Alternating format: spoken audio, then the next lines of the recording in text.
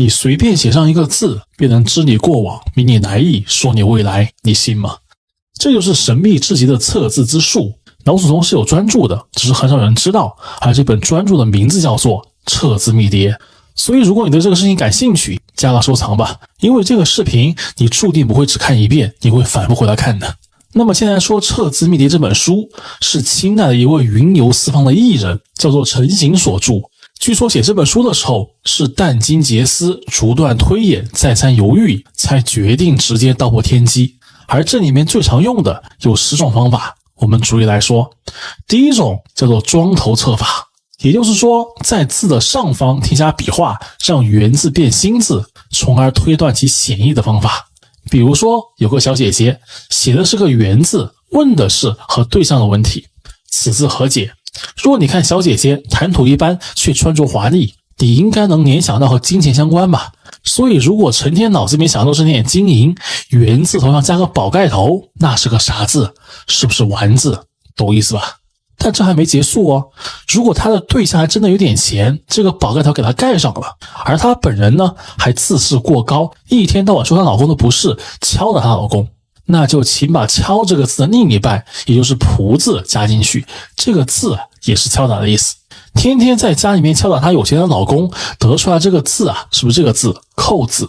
啥意思？这个家啊不仅会完结，而且怎么完结的呢？一定会有个第三人插足，所以解字就这么神奇。OK， 然后我们来到了第二种方法，叫做接角测法。这个方法和庄头法正好相反，是在字的下方添加笔画来判断其显义。比如说有个小兄弟过来写了个字，问考试能不能考得好，那如果把字下面加个心字，就有西字，可解为关心则乱，最近压力太大了，应该好好休息，放平心态才能有好结果。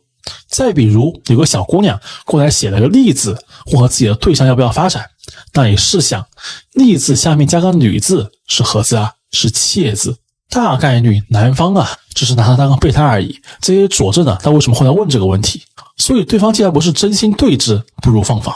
好，然后第三种方法叫做穿心测法。这个方法就是在字的中间穿入笔画，然后呢改变原字结构。秘牒里面说，凡字画端正，上下左右俱全，可从中穿入笔画，以显其意，谓之穿心。比如说一位大哥写了个文字，问自己后面适合做什么。如果你觉得他善于沟通，那这个字你不妨中间加个口字，那就是立字，其意不就自现了吗？再比如有位小姐姐写了个三字，很担心自己后面的考试，那不妨中间加个一竖，何解呢？只要能一心一意的坚持下去，就能三字变王字，定能达成所愿。好，然后第四种方法叫做包笼测法。包笼测法是将字的周围包裹起来，形成全新的字。包笼后的新字代表着整体的环境和外部的条件。比如说一个小姐姐写的字啊是个贝字，问感情是否要持续，你看她眼眶红润，似有哭过，那基本上就已是大概了。左配水右配刀，即为撤字，表明这段感情一定要谨慎斟酌。再比如一位大叔过来写了个十字，问前途，若想成为栋梁之才，必须人脉和知识都要广博吧，因此栋梁为宁，套个宁字，见识要广，套个广字，即为模字。所以若想成为人中龙凤，这两样必不可少，自然你就其义自现了。那么这个字还有个很有意思的延伸，如果他只想出个头，并无太大的抱负，那十字出头即为右字，自古左为尊，右为辅，表明什么？只要甘心做绿叶，权力欲望别太强，自然斗争的风险就不大，应该可以平平稳稳的，会很舒服。好，然后第五种方法叫做破解测法。破解测法是将字拆开，然后加入笔画，接着新的字。秘牒里面说，破者批破，解者解拆。这里面的操作要点是通过分解和重组来发现隐藏的信息。比如说一个大叔过来写这个行字，做生意的，问自己平静的问题，那可以把此字左右分开，可看出如果他的自我意识太强，就中间加个武字，武也就是我的意思，加完之后形成的字是牙字，牙这个地方啊，代表的是公堂和扯皮，其义自现。再比如说一位小姐姐过来写了个一字，问自己家庭问题，你看她脸色嘴角下扬，语速极快，我不用说，你应该猜到她这辈子啊要画她这张嘴上。那一字中间加个口是什么字啊？那不是哀字吗？又是起义字线的吧。好，然后第6种方法叫做添笔测法。添笔测法是在字的任意位置添加笔画。密牒说，凡字不添不减不足以进变化，这里面没有固定的规则，完全根据需要和灵感来添加。比如说，一个小姑娘过来问自己的爱情，写了个火字，各位想想你们会怎么解？有2种结果。如果小姑娘自我意识很强，关系里面就是她说了算，一手遮天，火字上面加个一，就是灭字，什么意思不用多说了吧。那么第2种结果呢？如果温柔体贴，处处为他人着想，时常小鸟依人，那在火字旁边因为一个人，那就是火字啊，这2个人注定是要搭伙过日子的。再比如说，有个小伙子刚参加工作，写了个王字，这个字应该作何解呢？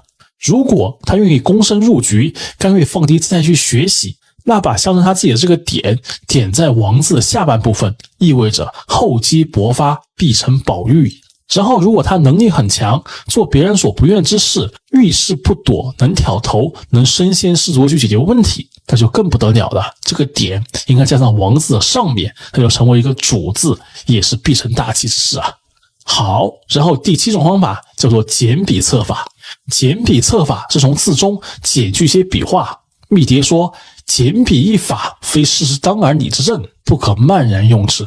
也就是说，这种方法需要极其的谨慎，只有在必要的时候才能去简笔画。比如说，一个小哥哥对未来很焦虑，写了个难字，觉得这个字合应自己的心境，应作何解呢？你们想，人生最痛苦的是什么？是做选择。做选择为什么会痛苦？2个原因。第一个原因，因为你是既要又要，所以才心不定，因为哪个你都不想放弃。第2种原因，是因为你太在乎结果，所以你不知道选哪个更好，所以你犹豫不决，迟迟下不了决心。但是你要知道，执着于名利，我们会为权势所累；执着于感情，我们会为情所困；执着于观念，我们会为偏见所逼。所以如果我们能不执着，把既要又要里面这个又字拿掉，那剩下来的就是一个住字。金刚经中说，因无所住而生其心。你只有不执着于任何的外境，比如人事物情绪观念，心才能摆脱束缚，内心才能快乐，这是不是得解了？好，然后第8种方法叫做对观测法。对观测法是将字左右或者上下拆开，分别拿出来分析含义。比如说，一个小姐姐问感情的，写了个善字，该作何解？这个字其实很简单，大家可以尝试一下。他只要能真心的心怀善念，把善字上下拆开，上面是不是个美字，下面是不是个喜字，说明他只要善良，那么感情一定是善始善终的感情。再比如说，一个小哥哥担心自己的前途，写了个礼字，这个字猜起来也很简单，上面是个日字，下面是个土字，每日做事不要浮，脚踏实地的，一步一个脚印的去干，就总能有好的结果。好的，然后我们来到第9种方法，叫做摘字法。摘字测法就从字中摘取部分笔画或者部首来判断的方法。所以这种方法是最为灵活的，但难点是得抓住最核心的部分。比如说，一个大叔在单位里面，公司政治很复杂，员工和老板矛盾很大，自己夹在中间，看不清前景，写了一个店字，该作何解？其实很简单，全部拆开来看，左边上面是狮字，下面是贡字，意思已经很明了了。如果要和下面人抱团，那就没什么好结果。这个狮字扣在上面，你们想想，那一定是悲剧收场的。然后再往右边看，是个书字，这个字是存在的是一种像长矛一样的兵器，暗示着如果参与拉帮结派，外面等着的就是兵戎相见所以该怎么决策，我相信应该会有答案了。好，然后我们的最后一种方法叫做观眉测字。观眉测字法最强调的是结合心境来做外物的推演。密牒里面说，观眉之法为在人心之境光明，随物动照而不以纤毫，庶可得之。所以这种方法是没有固定的规则的，完全依靠的是一个人的直觉和灵感。然后我看到很多的解字的例子，我自认为都有点牵强，所以就不再举例了。而且这世间万法切记不可说全，就当给测字密牒这本秘术留一点想象的空间吧。然后有特别好奇和想钻研的朋友，不妨给我留言或者私信，我们评论区一见。所以解字测字的真正价值，不是让你去揣摩人的心思，去钻研什么未来，而是在于用老祖宗们传了几千年的每个文字的结构逻辑，来指引我们该如何更好的认识自己，去走正确的路，做正确的事，得到正确的指引。这个非常重要，切记。